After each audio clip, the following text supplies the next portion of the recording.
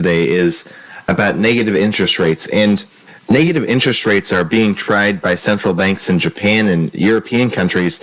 And as for the bond market, Bloomberg actually reported that $7 trillion worth of government bonds around the world have a negative return. And this is actually, I think they said at the time they reported it, it was like 29% of total first world countries' bonds, which is just enormous if you think about it. And so what does this mean as for the current state of the world financial system? I mean, have we ever seen, ever in history, have we ever seen negative interest rates? No. Have we ever seen the global financial system collapse? No. No, that's what's happening. Okay, let's suppose you had Alan Greenspan doing a press conference, everybody genuflecting and kissing his ring in, say, 1989. Okay? Mr. Greenspan, could you foresee in the future a day when the United States would have 0% for the official Fed funds, or 0.25%? Oh no, I'm sorry, that would never happen in the United States, Sir Alan Greenspan would say. Another guy would take over a mic and say, Mr. Greenspan, could you foresee into the future where the Federal Reserve would authorize the printing of money to buy U.S. government debt securities? Oh no, that's what they're doing in Japan. That would never happen in the United States. Another guy grabs a mic and says, Mr. Greenspan, could you foresee in the future a day when the U.S. big banks would charge money for people to put cash in accounts? Oh no, that's ridiculous. Could we move on to more sensible questions? Eli, these are symptoms of a broken system. Here's why they're offering negative rates. There's a big problem in commercial lending. They're not able to make money at big banks by lending to commercial entities. Big companies are not expanding. We're stuck in a vicious recession with feedback loops. There's no such thing as a sluggish recovery. Ever since Lehman, we're stuck in a vicious recession with feedback loops. So big companies are not expanding, they're laying people off. They're cutting jobs.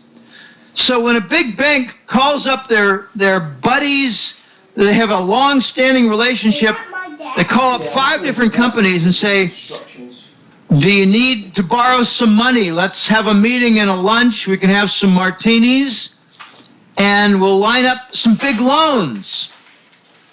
And the companies say, no, we don't need to borrow anymore. We're laying people off, cutting jobs, restructuring, and shutting down certain business segments.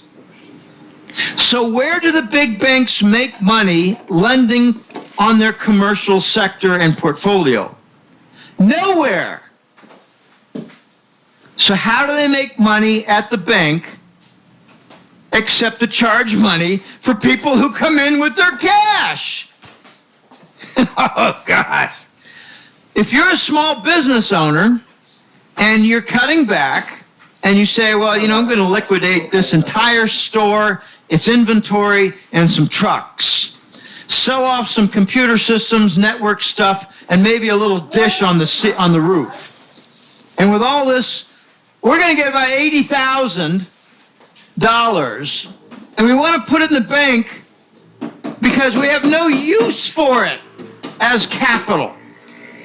And the bank says, well, gosh, we have too many companies like you in small business that are doing precisely that. We can't offer you an interest rate anymore. So we're going to charge you some money for putting it away. What's A for you? Oh, my gosh. In my opinion, this is so backwards. I wrote a series of 3 articles, or maybe 4 articles, in 2003 before the newsletter. I called it Ask Backward Economics 1.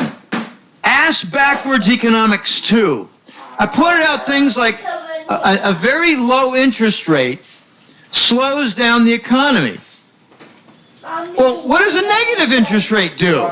No, that's good. Does it maybe bring about an even more rapid capital destruction? So I have a nasty description of negative interest rates. It's the last gasp of the banking system. It's the banking system attempting to breathe through its asshole.